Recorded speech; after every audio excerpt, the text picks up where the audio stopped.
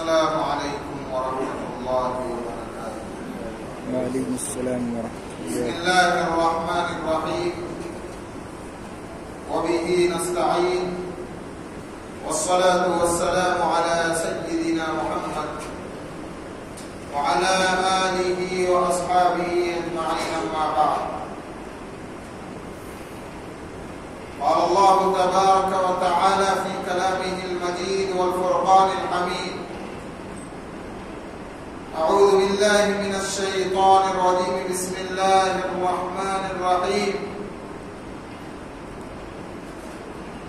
إن الله اشترى من المؤمنين أنفسهم وأموالهم بأن لهم الجنة. وقال تعالى: ولا تلقوا بأيديكم إلى التهلكة. وعن أبي هريرة رضي الله تعالى عنه قال: قال رسول الله صلى الله عليه وسلم: إن الله لا ينظر إلى أجسامكم ولا إلى صوركم ولكن ينظر إلى قلوبكم وأعمالكم. رواه مسلم أو كما قال عليه الصلاة والسلام. معزز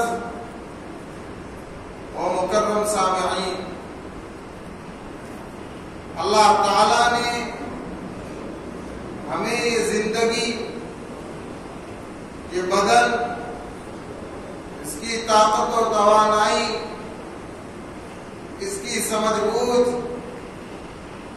اور اس کی نقل و حرکت اور اس کو ملنے والے اوقات غرض پوری دنیا کی زندگی کا حصہ امانت کے طور پر دیا. اور جو چیز امانت ہوتی ہے، مالک کی اجازت کے بغیر اس امانت میں کسی قسم کا تصرف کرنا، اس امانت کو اپنی عقل کے اعتبار سے استعمال کرنا اور اس امانت کو اپنی چاہت کے اعتبار سے استعمال میں لانا اللہ تعالی بھی اور شریعت مطہرہ بھی اس کی اجازت نہیں دیتی. قرآن مجید میں اللہ رب العزت نے فرمایا ہے 11ویں پارے میں: ان اللہ اشترى من المؤمنین انفسهم واموالهم بان لهم الجنہ، کہ اللہ تعالیٰ نے مومنین کے جان کو اور ان کے مال کو جنت کے عوض میں خرید لیا. یہ جان بھی اللہ کا دیا ہوا اور یہ مال بھی اللہ کا دیا ہوا. اللہ تعالیٰ نے یہ نعمتیں ہمیں دی اور ان نعمتوں کا اصل و بدلہ اللہ تعالیٰ ہمیں روز محشر، مرنے کے بعد والی زندگی، عالم برزخ اور پھر حساب و کتاب کے بعد میں عطا فرمائے. ہاں، اچھے اعمال کا اثر اس دنیا کی زندگانی میں ہوتا ہے. اللہ تعالی اچھے اعمال کا اثر بعض مرتبہ انسان کی اس کی اپنی ذاتی زندگی میں عطا فرماتے ہیں، آخرت میں جو بدلہ دینا ہے وہ دے گے. اور بعض مرتبہ اللہ تعالی اعمال صالحہ کا اثر نسلوں میں منتقل فرماتے ہیں.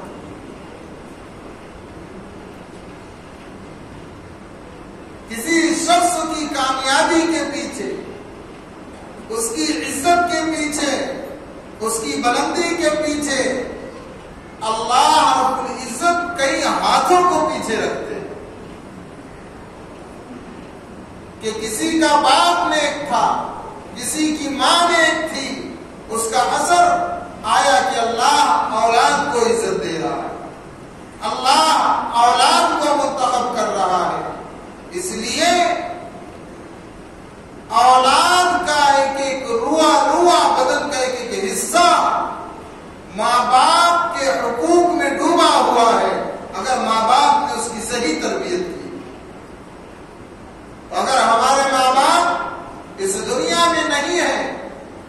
سبوں کی یہ ذمہ داری ہے کہ ہم ان کے لیے دعائیں مغفرت کرتے رہیں، ان کے لیے اللہ کی راہ میں اپنے مال کو خرچ کرتے رہیں اور اپنے اعمال کے سلسلے میں نیت کر لیں کہ اللہ میں اپنی زندگی میں جو بھی نیک اعمال کروں گا اس کا ثواب میرے والدین کو پہنچے۔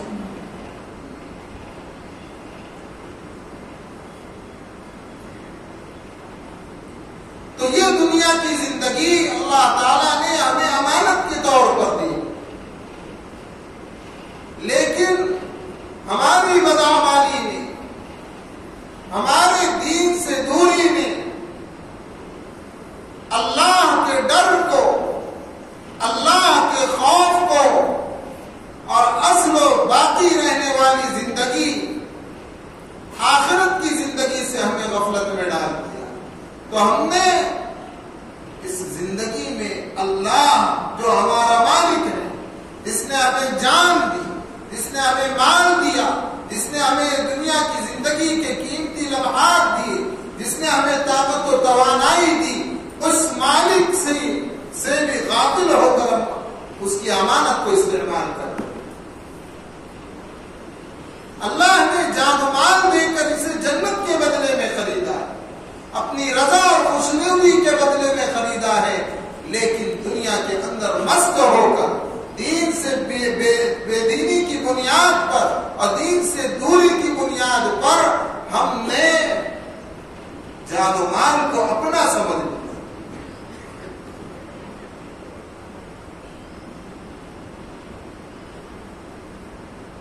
کیوں ایسے حالات پیش آ رہے؟ یہ تو ایک واقعہ ہے جو منظر عام پر آیا کہ ایک بچی نے خودکشی کی، لیکن ایسے سینکڑوں واقعات رونما ہوتے ہیں۔ ہم اپنی بیٹی کا نکاح اگر کہیں کر رہے ہیں تو ہماری اپنی چاہت یہ ہوتی ہے کہ ہماری بیٹی پھول کی طرح وہ خوشی کی زندگی گزارے، خوشگوار ماحول اسے ملے، اسے ہر قسم کی نعمتیں ملے، لیکن جب دوسری کی بیٹی ہمارے گھر میں آتی ہے تو ہمارا برتاؤ کیا ہو؟ کہاں گیا وہ معاشرہ جس معاشرے کو تشکیل دیا تھا، جس سماج کو تشکیل دیا تھا جناب محمد رسول اللہ صلی اللہ علیہ وسلم؟ میرے بھائیوں، گھر کے اندر اچھا ماحول بناؤ، ہنستے ہوئے رہو، مسکراتے ہوئے رہو، چاہے وہ ہماری بیٹی ہو، چاہے وہ ہماری بہو ہو، چاہے وہ ہمارا بیٹا ہو، ہم اس کی دین کی تربیت کریں اور گھر کے اندر ماحول اپنے طور پر خوشگوار بنانے کی کوشش کرو۔ غصہ آ رہا ہے پی جاؤ، محبت سے سمجھاؤ، چڑچڑاپن مت رکھو کہ جس سے گھر جہنم بن جائے۔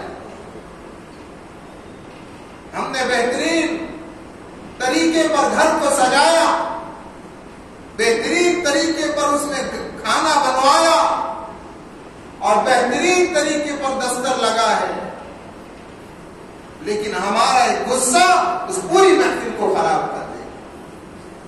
ہمارے اپنے ہاتھوں میں ہے، ہم گھر کو اچھا بنائیں۔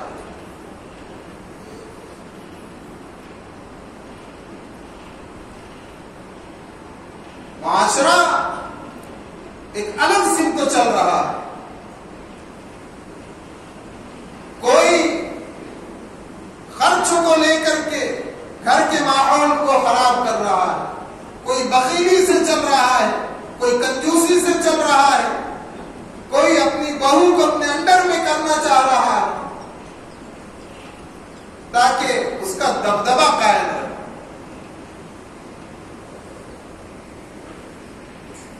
ٹھیک ہے، آپ انڈر میں رکھیے، لیکن ایسا رکھیے جیسے بزرگوں کا واقعہ میرے ساتھ۔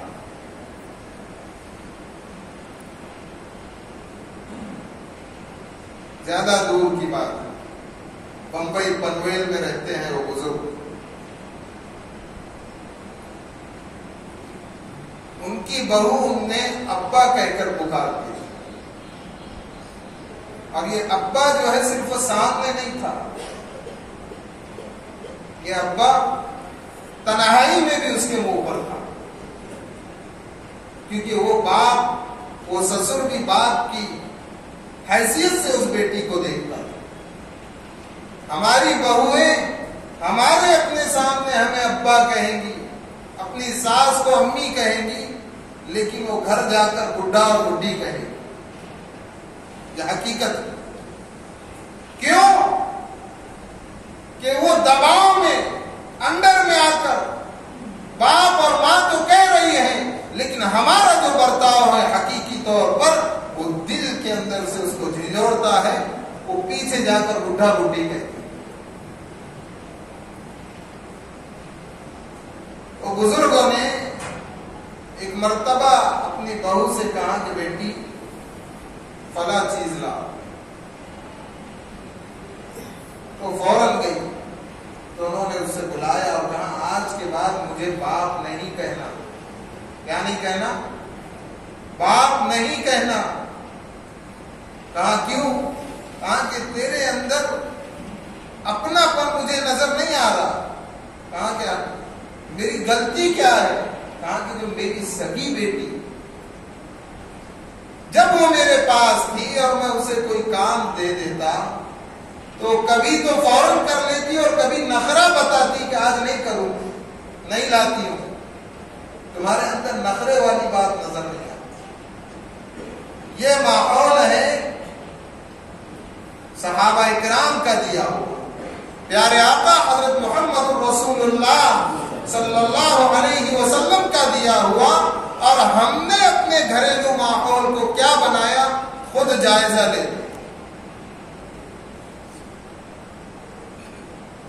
جو حق ہے وہ کہتا ہوں، کہنے میں سخت الفاظ بھی آتے ہیں، لیکن آپ جائزہ لیں، یہی چل رہا ہے جو بولنا پڑتا ہے۔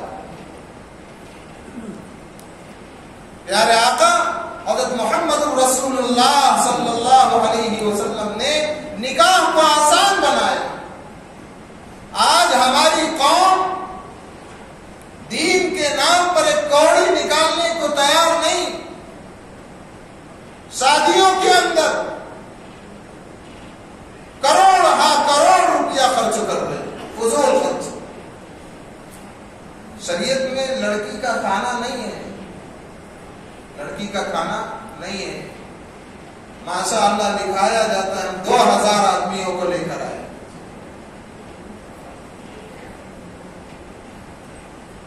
تو یہ داڑھی، یہ ٹوپی، یہ نمازیں، یہ تیتر بٹیر کی چال ہو گئی۔ جو مسلمان آدھا دین کو اپناتا ہے، آدھا دنیا کو اپناتا ہے۔ ہونا تو یہ چاہیے تھا کہ لڑکے والے یہ کہتے کہ تم ہمیں ڈنر سیٹ کیوں دیں گے، تم جہیز میں برتن کیوں دیں گے، ہم کو بھیک لگی ہے۔ اب تو بھکاری کی طرح مطالبے ہو رہے ہیں۔ نکاح آسان تھا جس کو ہم نے مشکل بنا دیا۔ ایک جگہ سے بات آئی کہ مفتی صاحب یہ تو ابھی کا ہے، جہیز تو زندگی بھر چلے گا، یعنی شادی میں جو آ گیا ہے ٹرک بھر کر، یہ ابھی کا ہے، جہیز تو زندگی بھر آتا ہے۔ بھیک مانگی جا رہی، ارے تمہیں اللہ نے مرد بنایا ہے، مرد، لڑکے والے مرد ہوتے ہیں، اور قرآن کہہ رہا ہے الرجال قوامون علی النساء، اللہ نے مردوں کو عورتوں پر فضیلت بخشی ہے، فوقیت دی ہے۔ کیوں دی ہے؟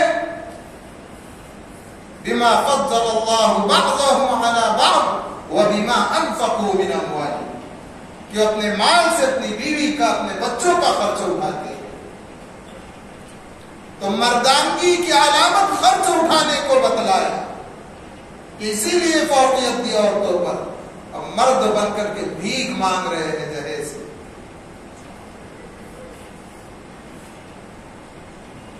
میں نے اس سے پہلے بھی یہ باتیں کہی لیکن لوگوں کو ہضم ہوتی نہیں. جہاں شریعت چھوٹے گی وہاں اس طرح کے حالات رونما ہوگی. شادی بیاہ کو آسان کرو, سادگی والی شادیاں کرو, مسجدوں میں نکاح کراؤ, مختصر سا ولیمہ رکھو, فضول خرچی سے بچو. تو بیان سن کر کے ایک جگہ نکاح ہوا, میرا بیان چلا نکاح کے اوپر کہ سادگی سے کرو, اور اتفاق سے دوسرے دن ایک بڑا نکاح تھا جس میں کروڑوں روپے کی فضول خرچی تھی. تو ہماری اس جگہ کے لوگوں نے مجھ سے کہا مفتی صاحب کل بیان بہت زبردست ہوا آپ کا, آپ مت آؤ گے, ہم تو جائیں گے, آپ پر انگلی اٹھے گی. سوچ یہ ہونی چاہیے کہ اس ماحول کو بدلو تاکہ وہاں مفتی بھی آسانی سے آ جائے.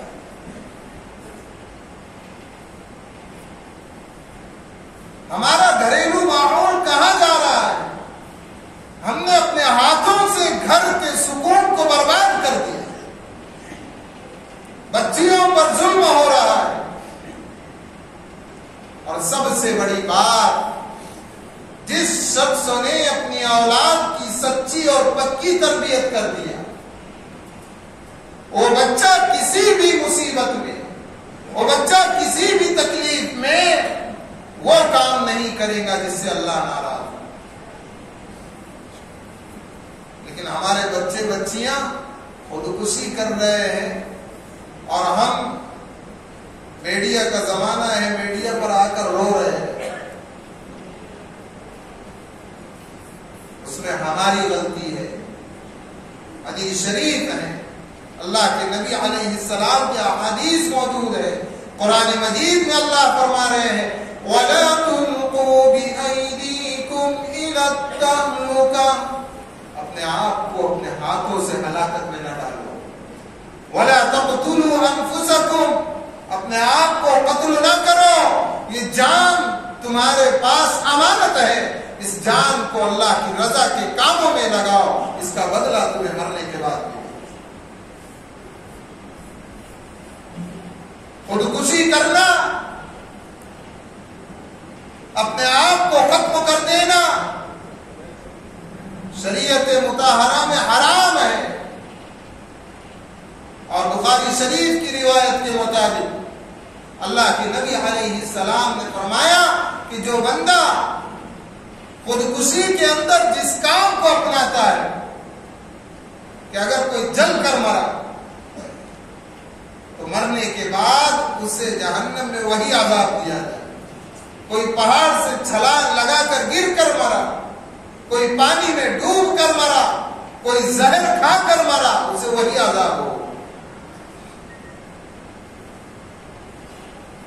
اور اگر ایسا کوئی جنازہ آ جائے تو امام کو حکم ہے کہ چونکہ اس معاشرے کا, اس محلے کا تو بڑا ہے, تو ایسی نماز جنازہ نہ پڑھا تاکہ لوگوں کو عبرت ہو. دوسرے پڑھانے والے پڑھائے. میں 2 ہفتہ پہلے بہت سخت الفاظ استعمال کیا تھا اولاد کی تربیت پر. لوگوں کو برا لگا ہوگا لیکن حقیقت وہی ہے. آج یہ مسئلہ سامنے آیا ہے, احمد آباد کا جو مسئلہ چل رہا ہے وہ تو ایک سامنے آ گیا. ایسے ہزاروں مسائل ہیں. تو میرے بھائیوں, شریعت کے احکام کے پیچھے حکمتیں ہیں. بہو کو ایسا ڈرا کر رکھے کہ سسر کے سامنے نگاہ نہیں اٹھائے, ساس کے سامنے نگاہ نہیں اٹھائے.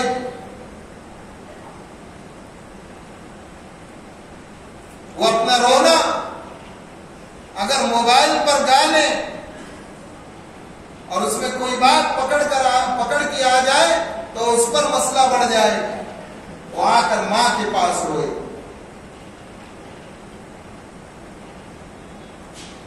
سرور شہر میں 1 مہینے کی خوشی ہوتی ہے. شریعت نے تو پوری زندگی کی خوشی بنایا ہے اس رشتے کو. ہم 1 مہینے تک خوب محبت سے رہتے ہیں. اور اس کے بعد اپنا رنگ بتاتے ہیں. کہاں گیا وہ معاشرہ جس کی تشکیل پیارے آقا صلی اللہ علیہ وسلم نے کی؟ شریعت کے اندر آ جائیے، خود بھی محفوظ، ہمارے اہل و عیال بھی محفوظ. قرآن مجید میں سورہ تحریم میں اللہ نے فرمایا یا ایھا الذین آمنوا قوا انفسکم واہلیکم نارا وقودها الناس والحجارة علیہا ملائکۃ غلاظ شداد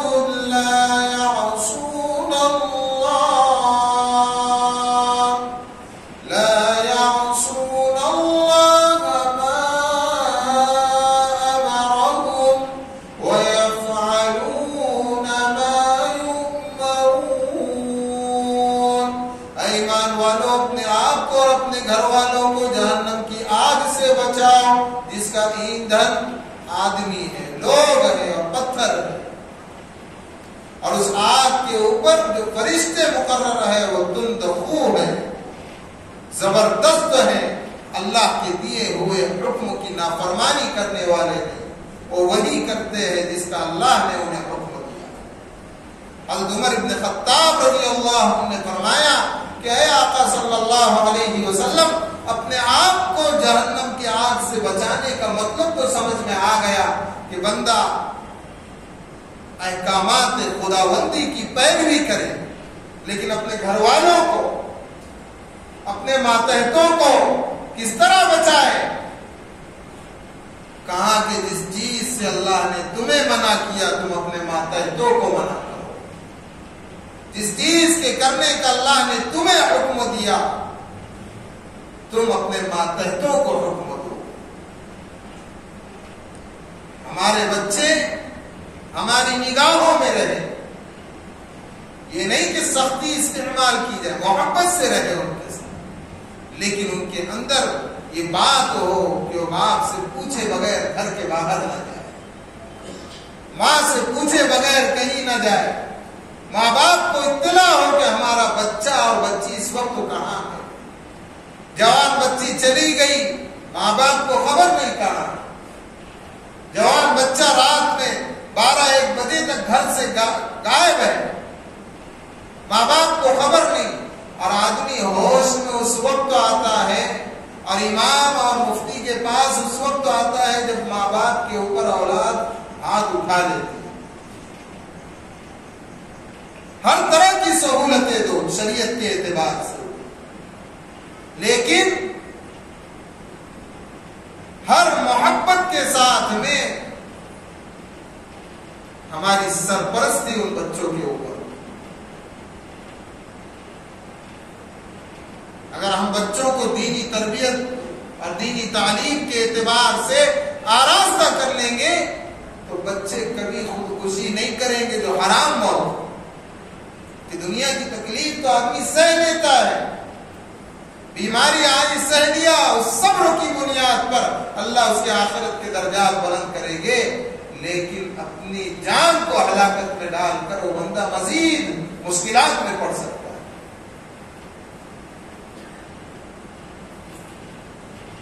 کیا کیا باتیں کھول کر بتائی جائے. سب لوگ اپنے گھروں میں ہیں، ہر ایک کے پاس بیٹیاں ہیں، ہر ایک کے گھر میں بہویں ہیں، اور ماشاء اللہ ہم حاجی نمازی ہیں، سبوں کے سامنے اپنے گھر کا ماحول ہے کہ ہم نے گھر کے ماحول کو کیا رکھا ہے.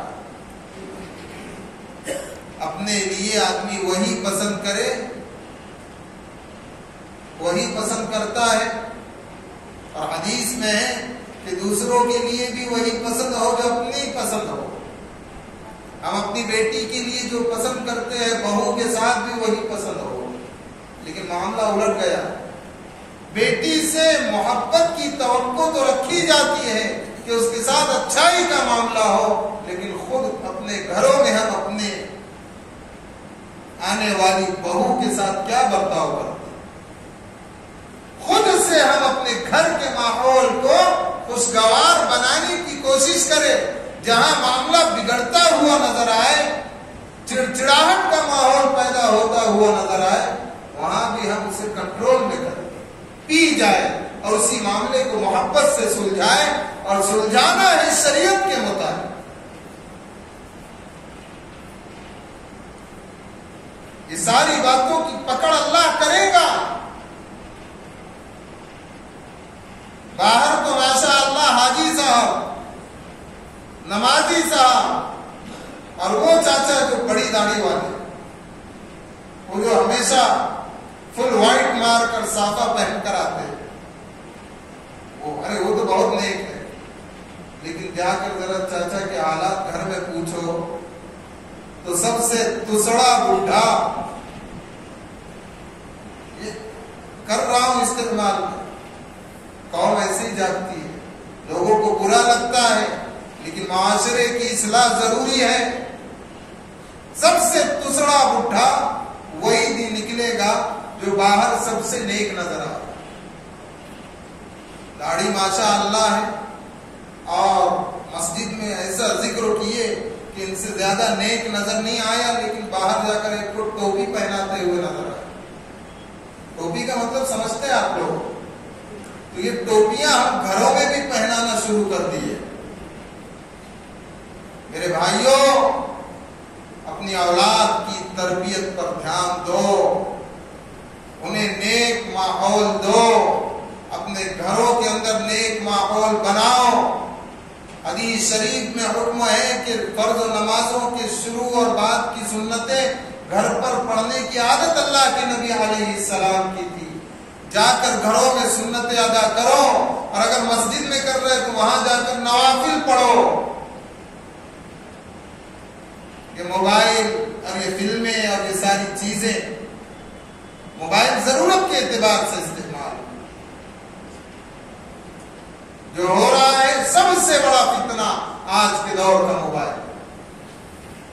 پہلے خط چلتے تھے اور خطوں کی اہمیت تھی، خط کا جواب دیا جاتا تھا، لوگ انتظار میں رہتے تھے. پہلے ماں بہنیں سامنے آنا کہ اپنی آواز بلند کرنا پسند نہیں کرتی تھی.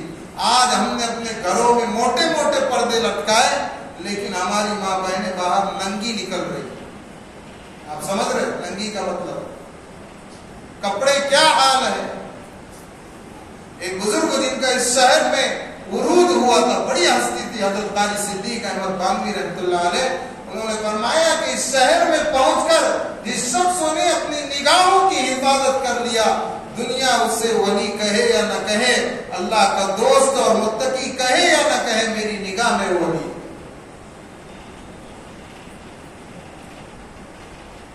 اللہ اس امت کو صحیح سمجھتا. دیکھو میرے بھائیوں، اگر آج ہم کسی کی بیٹی کو ستا رہے ہیں، کسی کی بیٹی پر ظلم کر رہے ہیں اور جہیز کی بھیک مانگ رہے ہیں بھکاری بن کر، اور اس کو اپنی کامیابی سمجھ رہے ہیں، تو یاد رکھو کہ ہماری بھی بیٹیاں ہیں، اور نہیں ہے تو ہماری نسلوں میں بھی بیٹیاں پیدا ہوگی. اور آخری بات، اگر ایسا ماحول آ جائے، قرآن مجید میں ہے کہ الجھن بڑھ سکتی ہے اور ہوگا، ایسا ماحول آ سکتا ہے، جھگڑا پیدا ہو جائے، تو ہم بجائے کورٹوں کے دارالقضا کی طرف جائیں.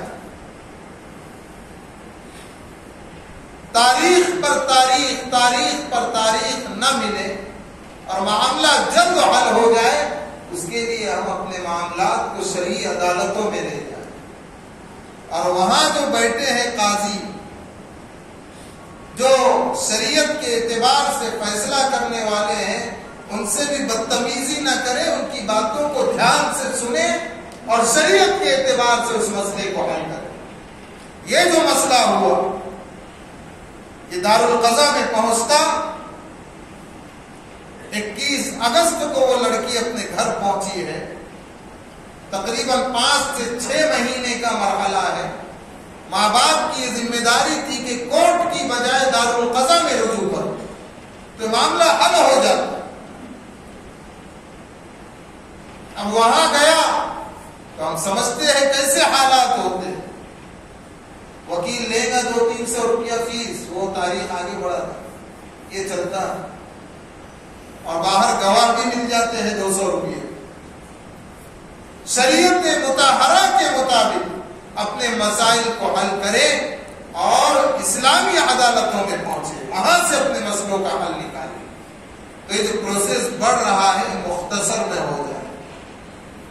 اب آپ غور کیجیے کہ اگر ہم اپنی بچی کو اور اس کے سسرال سے اٹھا کر غصے میں لائے, اپنے گھر بٹھا دیے اور پھر ساتھ میں کیس بھی کر دیے, تو کیس ہونے کے بعد میں عام طور پر معاملہ سلجھتا نہیں, الجھ جاتا ہے.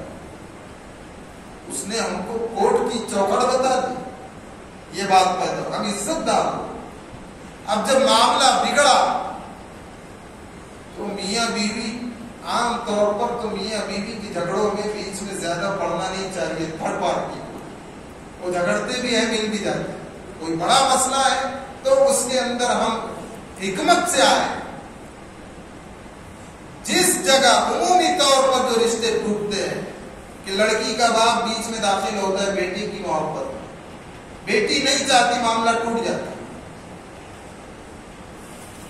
اب وہ لڑکی جو گھر بیٹھی ہے, ہم نے کیس کر دیا, اس کا غصہ ٹھنڈا ہوا تو اسے تو شوہر سے محبت ہے, فطری چیز. اب اس کو یاد آ رہی ہے, اس نے 1 مہینہ صبر کیا, 2 مہینہ صبر کیا, 3 مہینہ صبر کیا, 4 مہینہ صبر کیا, 5 مہینہ صبر کیا, 6 مہینہ صبر کیا.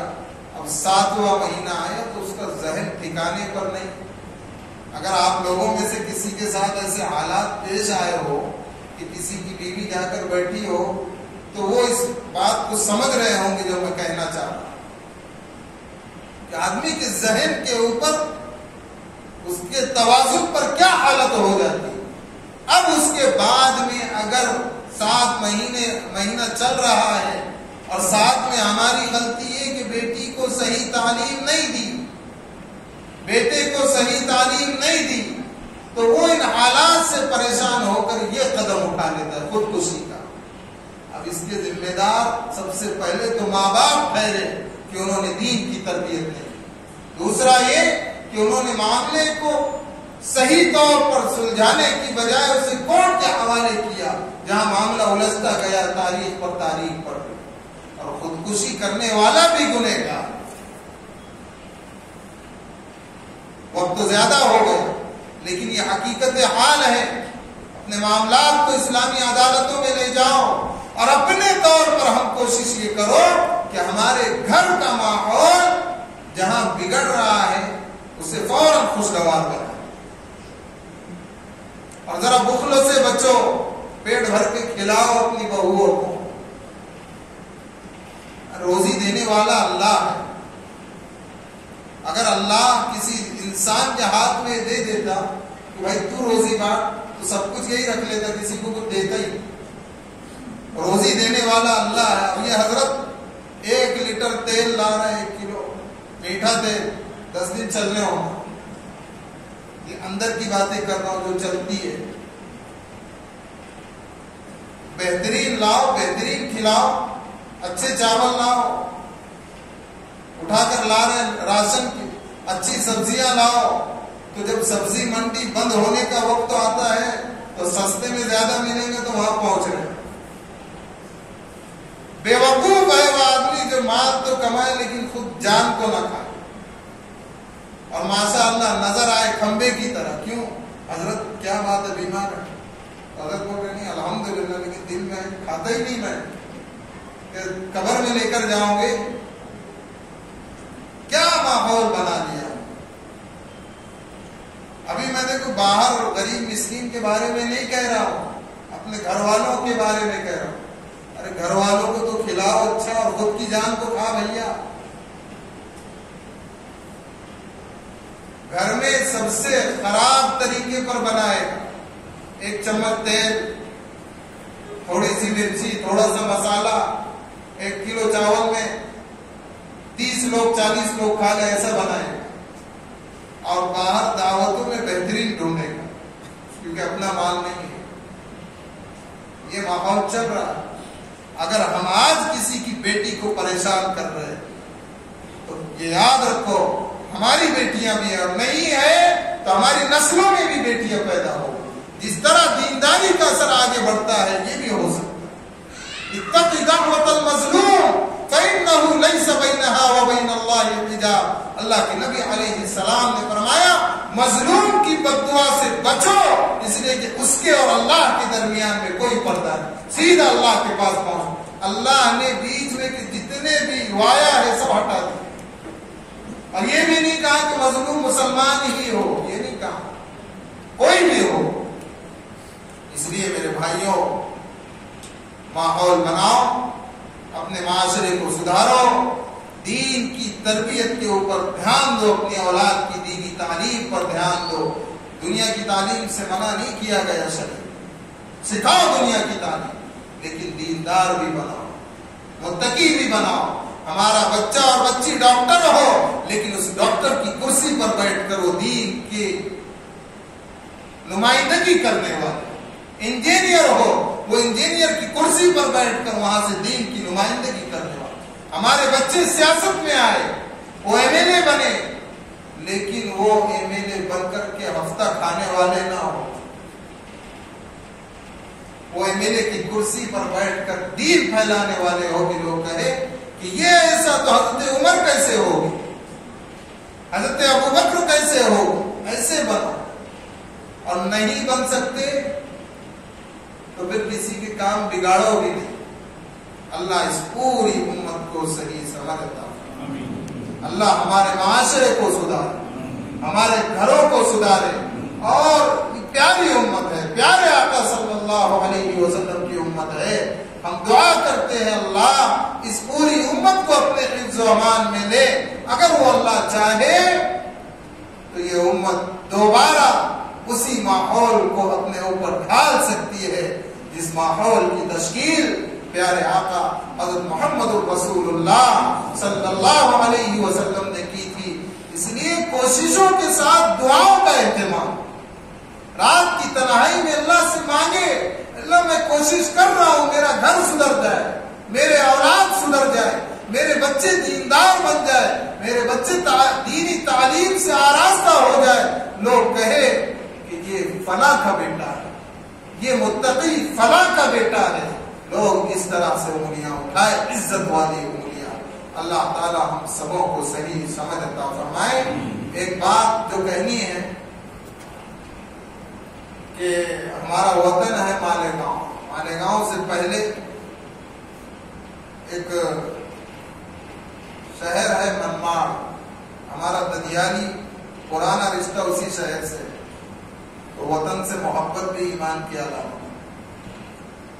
تو وہاں ایک مسجد ہے حضرت عمر فاروق، جس کا کام جاری ہے. غریب علاقہ ہے، تقریباً 12 سے 15 لاکھ کا خرچ اپنی باقی ہے. تو میری جان پہچان کے لوگ تھے، تو انہوں نے کہا کہ مفتی صاحب آپ امام ہیں تو تھوڑی سفارش کر دو، وطن سے محبت ایمان کی علامت. تو اسی وطن سے محبت کی بنیاد پر بحیثیت امام آپ مقتدیوں سے درخواست ہے کہ یہاں سے احباب آئے ہوئے ہیں، اللہ کے گھر کا مسئلہ ہے، زیادہ سے زیادہ اس مسجد کا تعاون کریں. اللہ تعالی ہم سبوں کو عمل کی توفیق عطا فرمائے. دوسری بات یہ کہ بہت سے لوگ وہ ہوتے ہیں جو پہلی جماعت میں نماز پڑھ لیتے ہیں اور پھر دوسری جماعت میں بیان سننے کے لیے رکتے. اچھی بات ہے رکے، لیکن اگر یہ طرز عمل ہے تو کوشش یہ ہو کہ یا تو دوسری ہی جماعت میں شریک ہو جائے، یا پھر اگر پہلی جماعت پڑھ کر بیان سن کر جانا ہے تو پھر گاڑیاں لے کر نہ.